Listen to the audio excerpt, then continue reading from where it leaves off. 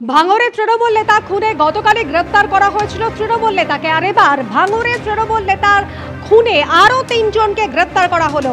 সব মিলিয়ে গ্রেপ্তারের সংখ্যা বেড়ে হলো 4 জন।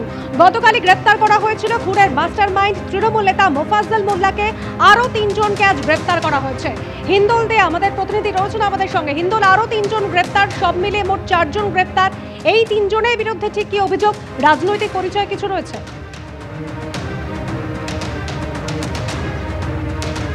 তোমাকে মনে রাখি, গতকালই যাকে গ্রেপ্তার দেখানো হয়েছিল পুলিশের তরফ থেকে, সে মোফাজ্জল মোল্লা। সে কিন্তু একেবারে তৃণমূলের নেতা সেই অঞ্চলের, এবং শুধু তাই নয়, বিধায়ক শওকত মোল্লার সঙ্গে তার একাধিক ছবি দেখা গিয়েছিল। খুনের পরে সে সেখানে উপস্থিত হয়েছিল এবং খুনের সময়ও সে সেখানে উপস্থিত ছিল, তেমনটা পুলিশ সূত্রে জানা গিয়েছিল।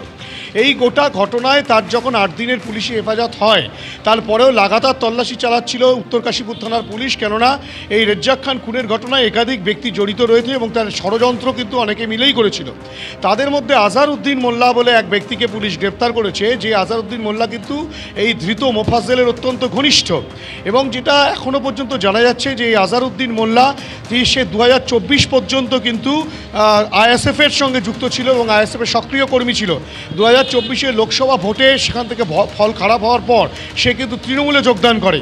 এবং এই যে গোটা ঘটনা, সেই গোটা ঘটনায় আজহারউদ্দিন মোল্লাও কিন্তু একেবারে মোফাজ্জলের সঙ্গে একসঙ্গে প্ল্যান করেছিল বা ছক কষেছিল যে এই রেজ্জাককে সরিয়ে দিতে হবে, কেননা সেই বাজারের দখল সে নিতে হবে। অর্থাৎ কিনা দখলদারির যে রাজনীতি, সেই বিষয়টা কিন্তু চলছিল, অর্থাৎ কিনা এলাকা দখলকে করবে। সেটাতে মোফাজ্জল যেমন জড়িত, তেমন আজহারউদ্দিনও জড়িত, তেমনটাই কিন্তু পুলিশ সূত্রে খবর। বাকি আর দুজন, একজন হচ্ছে রাজু এবং অপরজন হচ্ছে কাঙাল। এই রাজু এবং কাঙাল, রাজু হচ্ছে একজন ভাড়াটে খুনি, তেমনটাই তদন্তকারীরা বলছেন। তাকে দিয়ে কিন্তু খুনটা করানো হয়েছে বলে প্রাথমিকভাবে পুলিশ মনে করছে। আর এই কাঙাল বলে যে ব্যক্তিকে পুলিশ গ্রেপ্তার করেছে, সে কিন্তু টিপার ছিল। অর্থাৎ কিনা এই রেজ্জাক যখন ভাঙড় থানা থেকে বেরিয়ে কাঠের পোল পেরিয়ে বিজয়গঞ্জ বাজারে আসে, সেখান থেকে সে মেয়ের জন্য নুডলস কেনে, তারপরে সে বাইকে উঠছে, পেছনে 2 জন বসছে, এই সমস্ত তথ্য কিন্তু দুষ্কৃতীদের কাছে পৌঁছে দিয়েছিল এই কাঙাল।